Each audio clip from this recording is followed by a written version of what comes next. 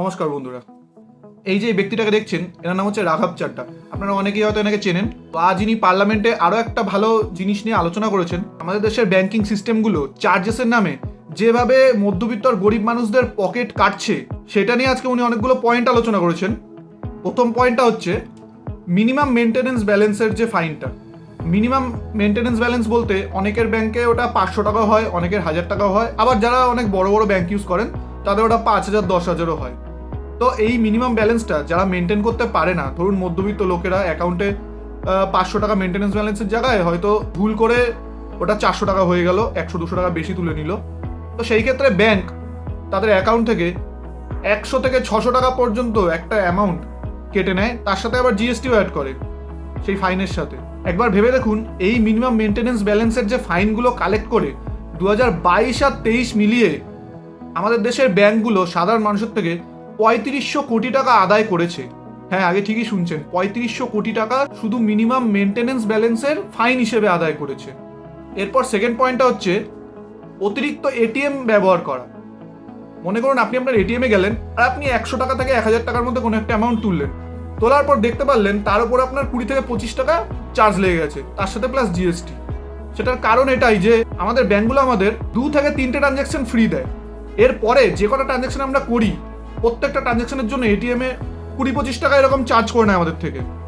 3 নম্বর পয়েন্টে উনি বলেছেন ইনঅ্যাক্টিভিটি ফি। মানে আপনি ধরুন আপনার অ্যাকাউন্টে অ্যাক্টিভ নয়, আপনি ধরুন অ্যাকাউন্ট ঠিক করে ইউজ করছেন না, আপনি ইনঅ্যাক্টিভ, তার জন্য বছরে 100 থেকে 200 টাকা আপনার থেকে চার্জ করা হয় ব্যাংক থেকে। তারপর ধরুন আপনি ব্যাংকে গেলেন, গিয়ে আপনার ব্যাংকের একটা স্টেটমেন্ট চাইলেন, সেই স্টেটমেন্টের জন্য ব্যাংক আপনার থেকে 50 থেকে 100 টাকা পর্যন্ত চার্জ করে। এরপরে ধরুন আপনার অ্যাকাউন্টে যে ট্রানজ্যাকশনগুলো হচ্ছে, সেটাও যে আপনারা SMS এর মাধ্যমে রিসিভ করেন ডিটেলসগুলো, তার জন্য কোয়ার্টারলি আপনার থেকে 20 থেকে 25 টাকা চার্জ করা হয়। আপনি অনলাইনে একটা এনইএফটি করলেন, সেটার জন্য আপনার থেকে চার্জ করা হচ্ছে। আর সব থেকে বড় স্ক্যাম ব্যাংকের যেটা হয়, সেটা হচ্ছে লোনের স্ক্যাম। এই লোন এমন একটা জিনিস যে আচ্ছা মানুষের সংসার ভাসিয়ে দিতে পারে। প্রথমে ব্যাংক নিজে থেকে আপনাকে ফোন করবে, ফোন করে আপনার সিভিল জিজ্ঞেস করবে, জোর করে আপনাকে একটা লোন, আপনার যদি নাও দরকার হয় আপনাকে খুব সুন্দর পটিয়ে পাটিয়ে একটা লোন দেবে। আর সেই লোন দেওয়ার সময় 3% আপনার থেকে প্রসেসিং ফি এর নামে তো কেটে নেবে।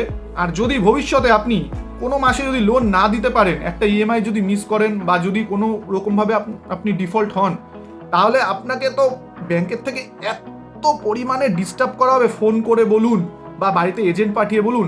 আর তারপরে আপনি যখন পেমেন্টও করবেন, সেটাতেও আপনাকে ফাইন দিতে হবে। একটা সাধারণ সিগনেচারও আপনি যদি পরিবর্তন করতে চান, সেটার জন্য আপনাকে ট্রানজ্যাকশন ফিস দিতে হয়। আর ডিমান্ড ড্রাফট আর পে অর্ডার তৈরি করতে গেলে প্রতি ডিমান্ড ড্রাফটে আপনার থেকে 100 থেকে 200 টাকা চার্জ করা হয়।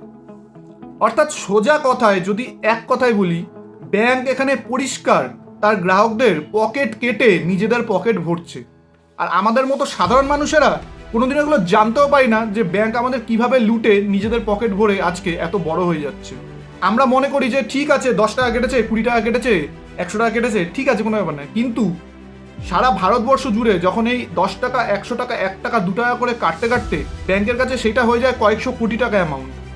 আশা করি আপনাদের কাছে আমি এই মেসেজটা পৌঁছে দিতে পেরেছি যে ব্যাংক আজকের ডেটে কিভাবে আমাদেরকে লুটছে, আর আমাদের থেকে, এই গরিব মধ্যবিত্ত মানুষদের থেকে ছোট ছোট অ্যামাউন্টে টাকা নিয়ে নিজেরা কিভাবে বড়লোক হচ্ছে। তো আমার এই বানানো ভিডিওটা যদি আপনাদের একটু সচেতন করে থাকে, ভিডিওটা শেয়ার করুন। আর ধন্যবাদ জানাই সেই মানুষটাকে যে আমাদের মতো মধ্যবিত্ত মানুষদের জন্য এই আওয়াজটা তুলেছে আর মানুষকে সচেতন করতে সাহায্য করেছে। ভিডিওটা ভালো লাগলে লাইক করবেন আর কমেন্ট করে জানাতে ভুলবেন না যে ব্যাংক আপনাদের থেকেও কীরকমভাবে চার্জ করে এরকম অন্যায়ভাবে টাকা নিয়েছে। ধন্যবাদ সবাইকে।